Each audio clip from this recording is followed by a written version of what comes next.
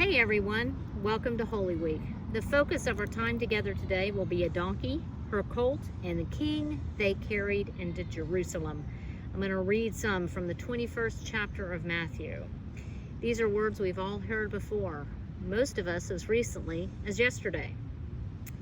As they approached Jerusalem and came to Bethphage on the Mount of Olives, Jesus sent 2 disciples, saying to them, "Go to the village ahead of you, and at once you will find a donkey tied there, with her colt by her. Untie them and bring them to me. If anyone says anything to you, say that the Lord needs them, and he will send them right away." This took place to fulfill what was spoken through the prophet.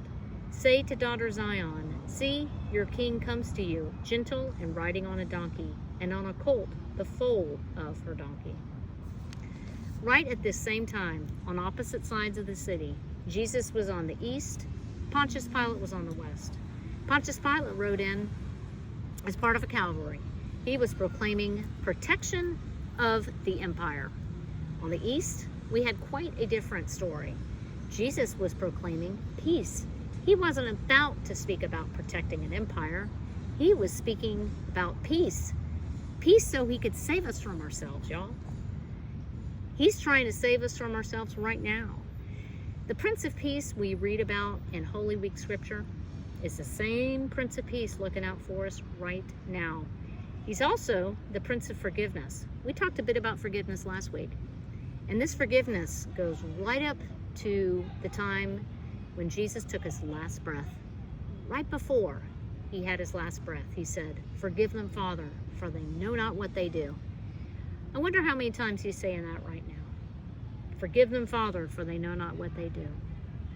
I pray that during this Holy Week, we are keeping our eyes and ears open to messages that are helping us know what path we should take.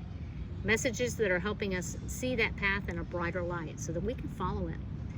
Messages so that we can feel confident in spreading messages of peace and forgiveness, because that is what Jesus is giving us all day long, every day, right up until Easter Sunday and beyond, all through the year, every day. Messages of peace and forgiveness. May we, all year long, but especially the days of this week, may we take that message and grab onto it like a giant life preserver. Have it help us keep ourselves afloat. And while we are afloat, let us help others with that same message. Enjoy your week. I hope to see you at some Holy Week services. If not, you know where I'll be.